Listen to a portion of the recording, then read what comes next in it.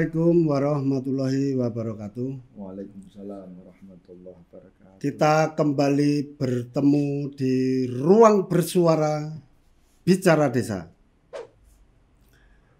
Perlu kami sampaikan bahwa tidak beberapa lama lagi kita akan menjalani Hari Raya Idul Adha.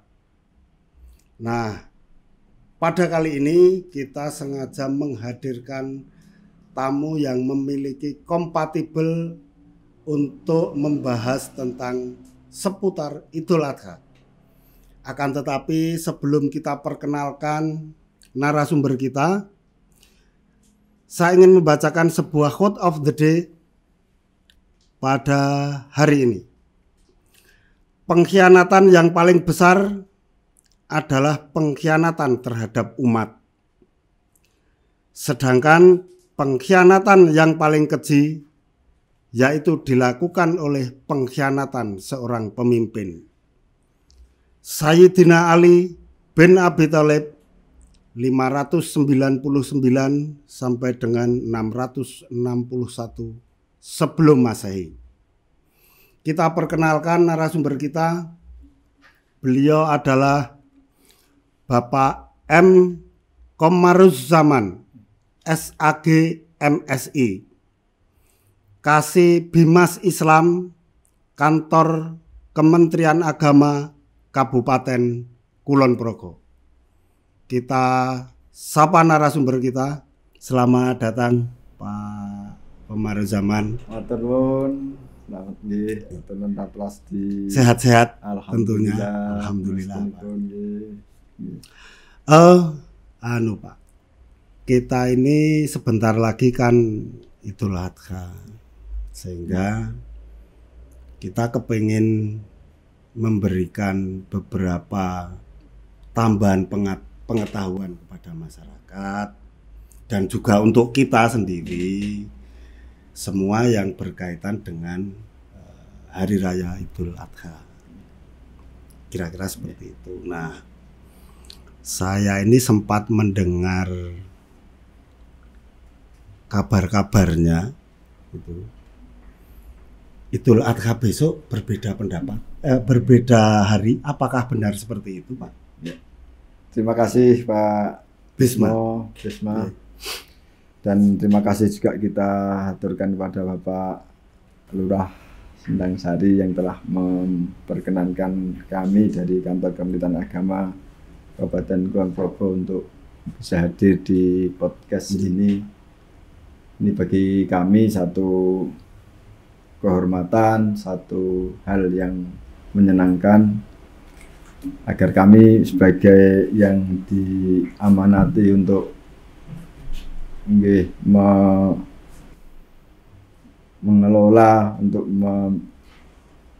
mengampu Bapak masalah keagamaan ini bisa memberikan penerangan kepada masyarakat luas, sehingga tadi yang disampaikan oleh Pak Bisma tentang Idul Adha itu nanti kita mudah-mudahan bisa memberikan satu pencerahan yang bisa diterima, sehingga di masyarakat akan menjadi lebih kondusif, menjadi lebih dapat melaksanakan ibadah dengan hikmat, tidak terlalu banyak perbedaan pendapat yang tidak penting yang gitu tidak penting, sehingga masing-masing mungkin yakin dengan apa yang diyakini, kemudian dia melaksanakan, tapi dia tetap memberi ruang menghormati pada yang lain untuk yang berbeda. Dan tadi sampaikan sahabat pertanyaan yang awal, kemungkinan memang berbeda dan kalau Idul Adha ini kan Ru'yatul Hilalnya kan di awal bulan jadi masih ada waktu 10 hari sebelum sampai ke Hari Raya Idul Adha, sehingga sekarang sudah dari pemerintah sudah memutuskan untuk hari Kamis, kemudian sebelumnya dari Muhammadiyah ada, dari organisasi yang lain ada yang hari Rabu. Jadi memang kemungkinannya berbeda. Pak. Tapi begini Pak,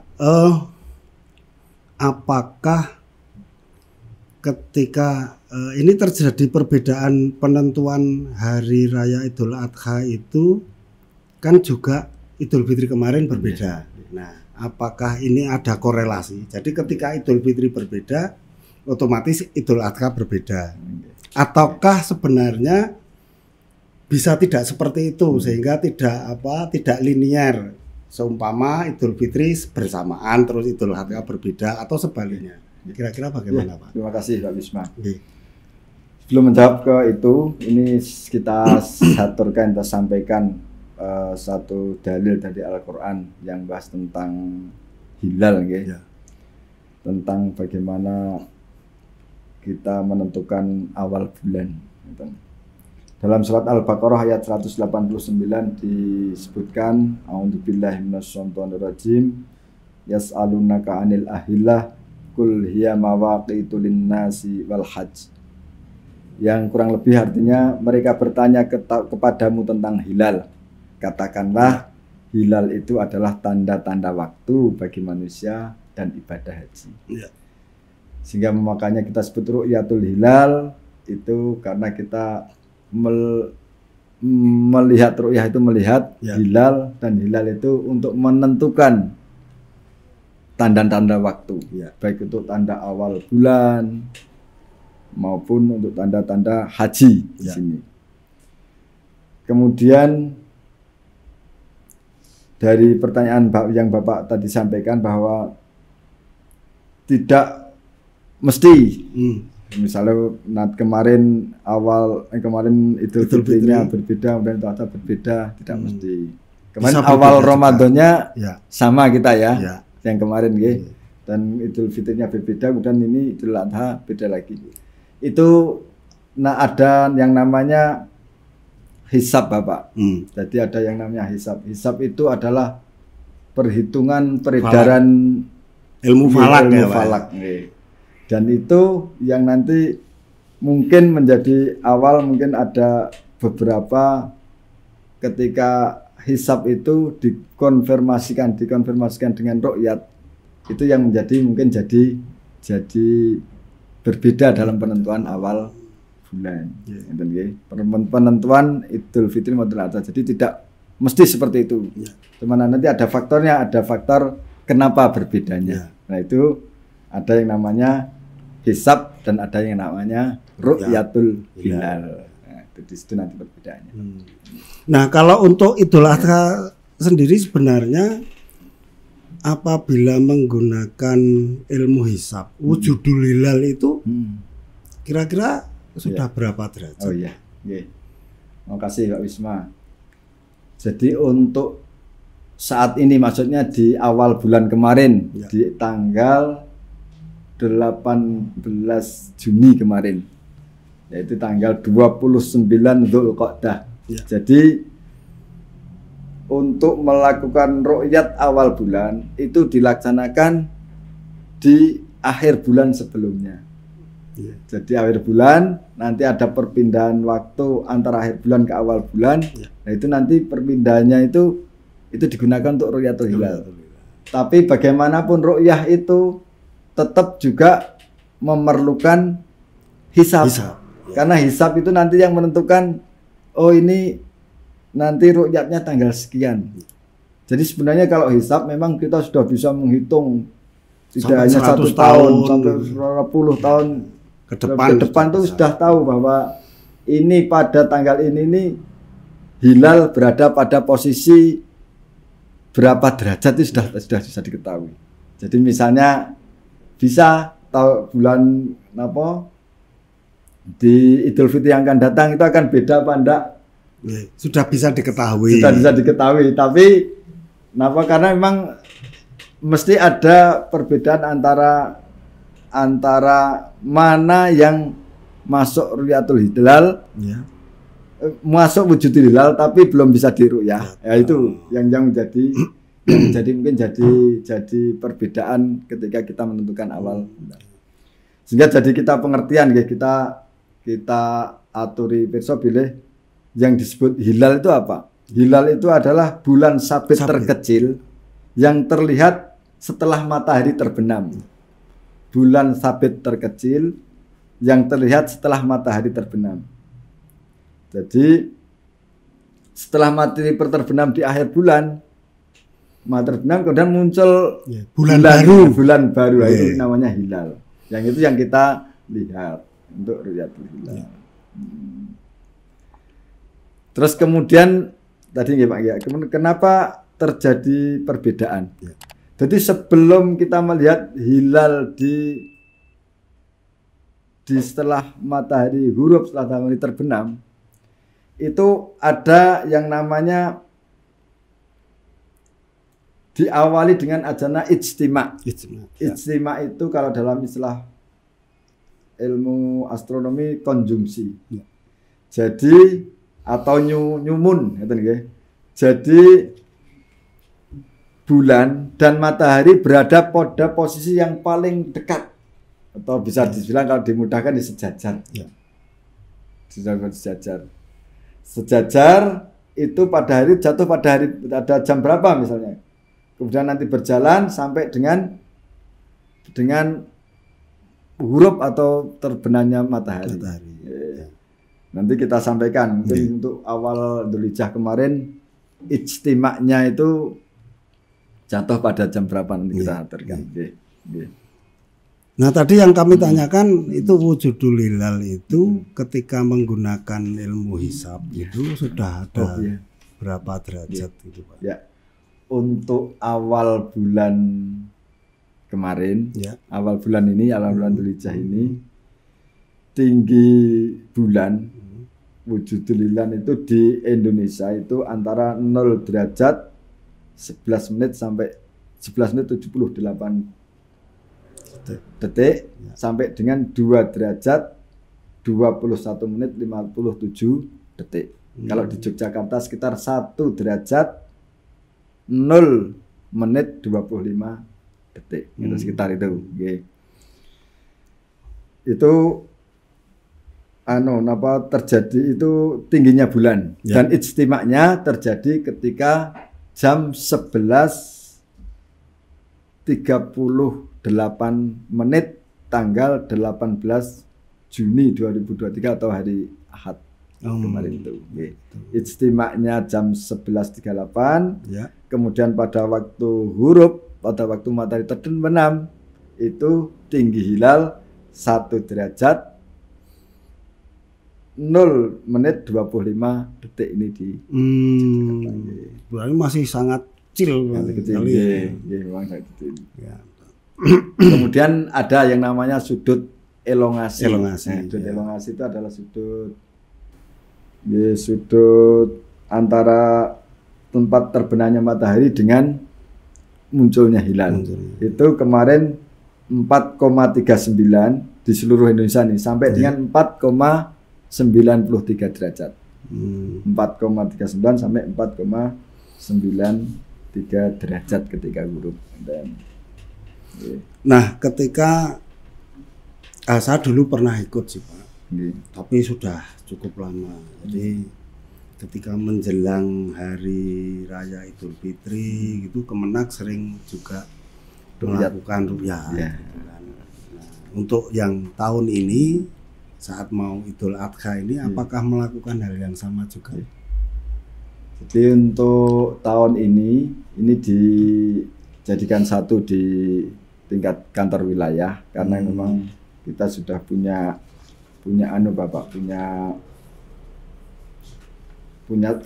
penelitian, yaitu di Parang di sana namanya pusat penelitian bintang Bela-Belu di sana.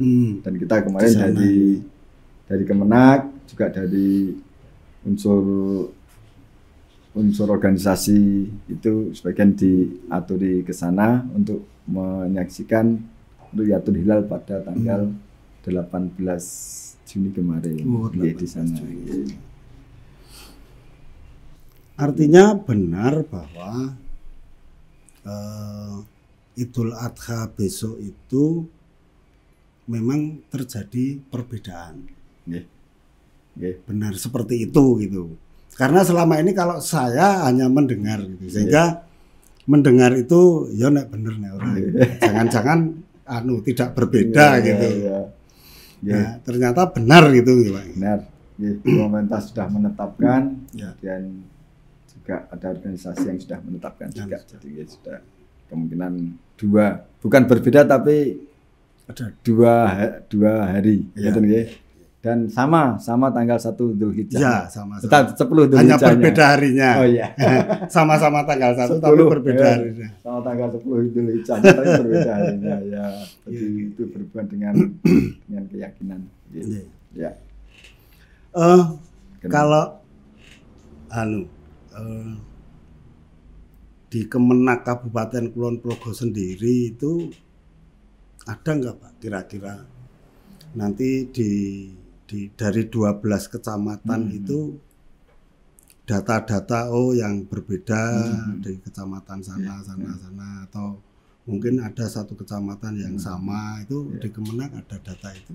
Ada, kemarin kita di beberapa hari yang lalu kita sudah melakukan pendataan di 12 kecamatan.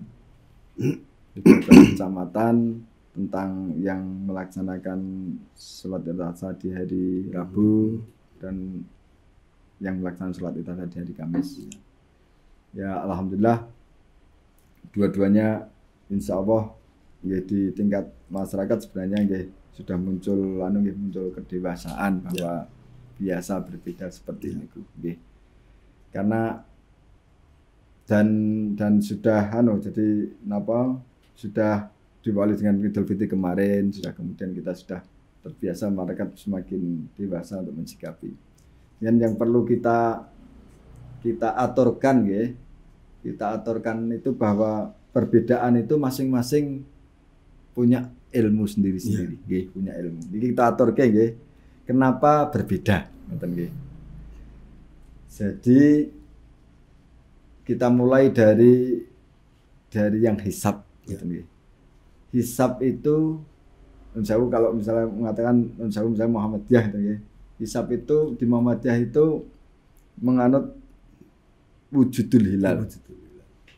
Jadi ketika setelah ijtima tadi, konjungsi tadi, kemudian sampai dengan huruf, dan ketika huruf itu bulan sudah di atas ufuk, entah itu 0, entah itu 1, entah itu 2 atau lebih atau 5 atau berapa ke atas, kalau sudah di atas ufuk maka itu sudah disebut masuk bulan tanggal baru, wujud hilal. Itu yang kemudian sementara itu mungkin ada yang lain atau yang dari pemerintah itu memang ada sesuatu yang pernah disepakati bersama, jadi antara negara-negara di ASEAN, menteri-menteri agama itu ya, Malaysia, Brunei Darussalam, Singapura dan seperti itu sepakat bahwa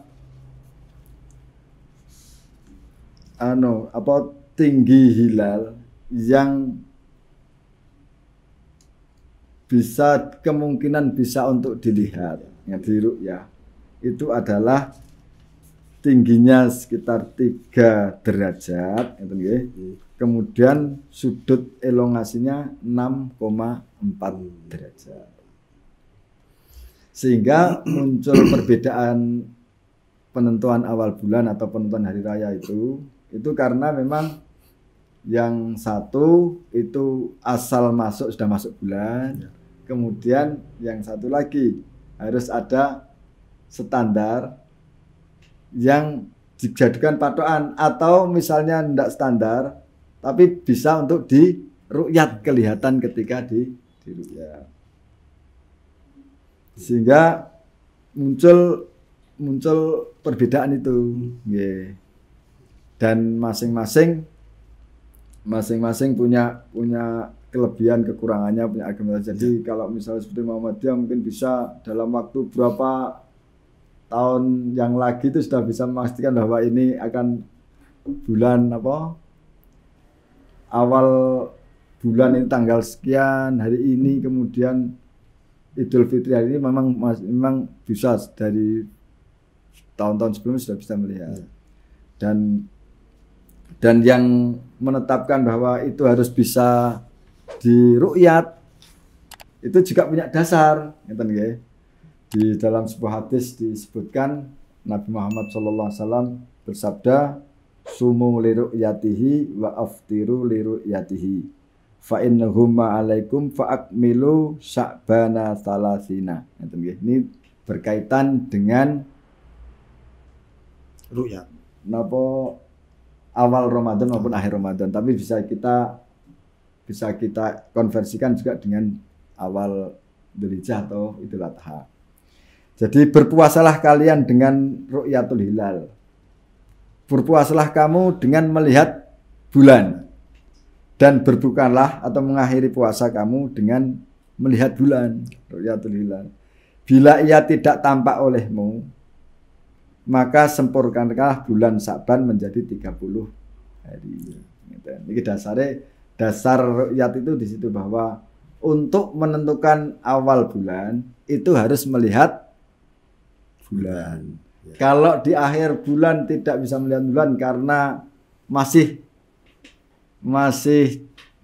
di bawah yang bisa dilihat atau karena ketuan mendung, maka bulannya digenapkan menjadi 30 hari karena bulan Komariah itu kan 29 ya. Digenapkan 30 hari. Tidak mungkin tambah kemudian jadi 31, tidak mungkin, ini 30 hari gitu ya. Nah, itu yang menyebabkan mungkin terjadi perbedaan antara hisab dengan ru'yat, wujudul hilal dengan ru'yatul hilal. Nggih, itu Bapak. Sekarang gini, Pak.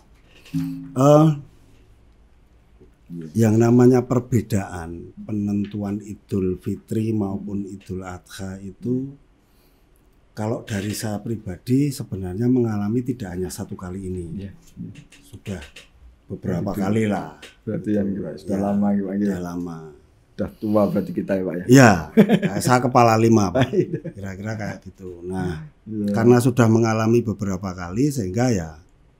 Tapi ada juga gitu.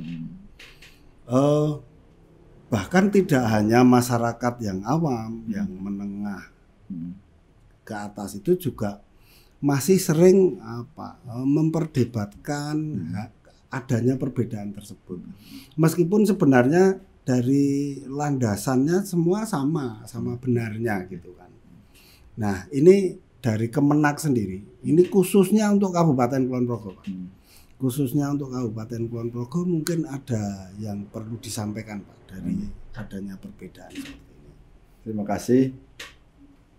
Sebenarnya itu sudah diawali dari pemerintah pusat, dari Kementerian Agama Pusat maupun pemerintah negara Republik Indonesia, bahwa walaupun pemerintah secara resmi menetapkan Idul Adha jatuh pada tanggal 29 Juni atau hari Kamis, tapi juga kemarin sudah ditetapkan sebagai hari libur, yaitu tanggal 28 Juni.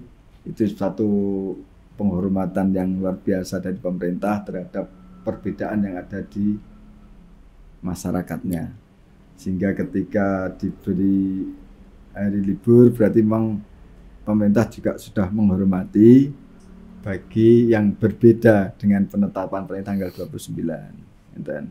Dan Kementerian Agama Kabupaten Ponorogo sangat menghormati, mungkin ada yang berbeda dengan yang ditetapkan oleh pemerintah, dan kita juga ada penghormatan terhadap mereka yang berbeda. Dan itu sudah dimulai dari atas, bahwa kita untuk tanggal 28 dikasih untuk menjaga waktu hari libur gitu. Nah, terus untuk masyarakat sendiri dengan adanya perbedaan itu yang masih sering terjadi dinamika ini, pesan-pesannya. Saya kira kami dari kantor Kementerian Agama perlu memberikan penjelasan kepada masyarakat umat Islam khususnya di wilayah Kulon Progo, bahwa segala sesuatu itu telah ditentukan dengan ilmunya. Ya. Ngeten nggih. Baik itu yang memutuskan tanggal 28 maupun yang tanggal 29 sudah ditentukan dengan ilmunya masing-masing, sehingga masyarakat Muslim Kulon Progo tinggal memilih mana yang lebih dekat dengan keyakinannya. Dan ini kan soal Idul Adha ini kan anu nggih, ibadah sunnah nggih. Ya. Nggih, sudah sunnah salat Idul Adha itu Ya. sudah sunnah. Dan yang justru lebih dipentingkan adalah bagaimana kita bisa menjaga persatuan dan kesatuan. Kita menjaga persederean, gitu nggih. Karena kalau kita berpecah itu justru yang dilarang. Terus mau dibalik itu haram gitu nggih, dilarang. Dan makanya justru menjaga persatuan, menjaga kekompakan, saling menghormati itu justru kalau dilanggar itu justru malah melanggar hal-hal yang lebih penting. Makanya kita sangat berharap bahwa perbedaan ini akan menjadi sesuatu yang indah, ngeten nggih. Nek kalau untuk guyonya liburnya jadi panjang. Ya, untuk guyonya seperti guyonya. Jadi amate ketika itu kita mengambil sisi positifnya, sisi baiknya. Nggih, ngeten sisi baiknya. Jadi pada beberapa hal mesti bisa kita untuk bisa melihat sisi positifnya, sisi yang lebih bisa kita syukuri. Juga gitu. Dilihat dari aspek kesamaannya, bukan aspek yang berbeda kan gitu. Nah, sekarang masih berkait dengan Idul Adha, Pak. Nanti biasanya kalau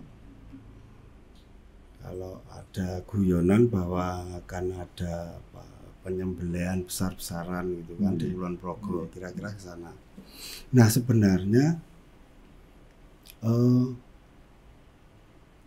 untuk pembagian daging kurban sendiri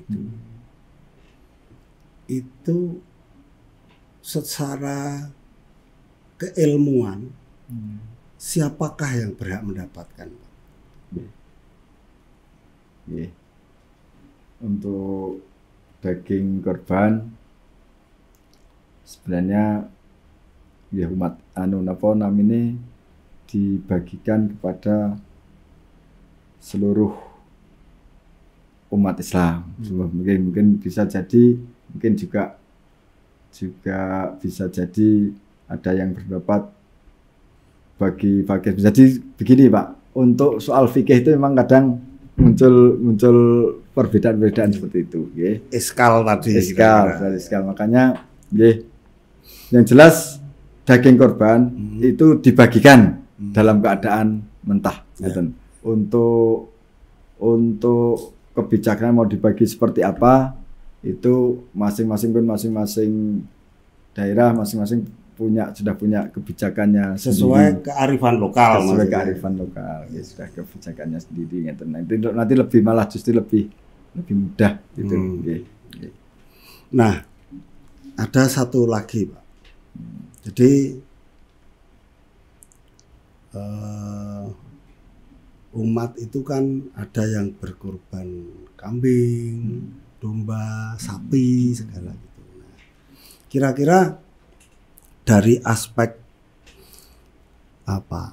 keilmuan, kalau berkorban sapi akan tetapi dengan cara patungan, dengan cara iuran, itu kira-kira seperti apa Pak?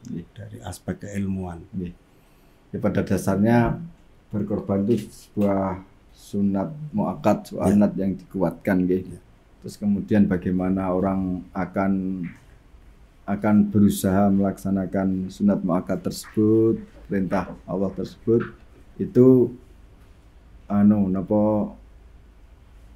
tergantung pada kemampuannya. Kalau memang beliau punya kemampuan bisa langsung bayar, langsung tidak tanpa iuran, tanpa nyelengi, nyelengi itu mungkin lebih bagus. Tapi kan ada yang pada saat tidak mampu, cuman dia punya semangat untuk bisa melaksanakan sudah itu. punya niat, sudah punya niat, kemudian dan berpayah-payah untuk melaksanakan perintah Allah ini juga ada nilainya tersendiri, gitu. Walaupun belum mampu, tapi dia mau nyelengi, mau iuran, kemudian mungkin ada yang sebagian model arisan seperti itu, nggih. Nah, itu dimaknai saja sebagai sebuah upaya bagaimana kita untuk menyambut apa yang jadi perintah Allah.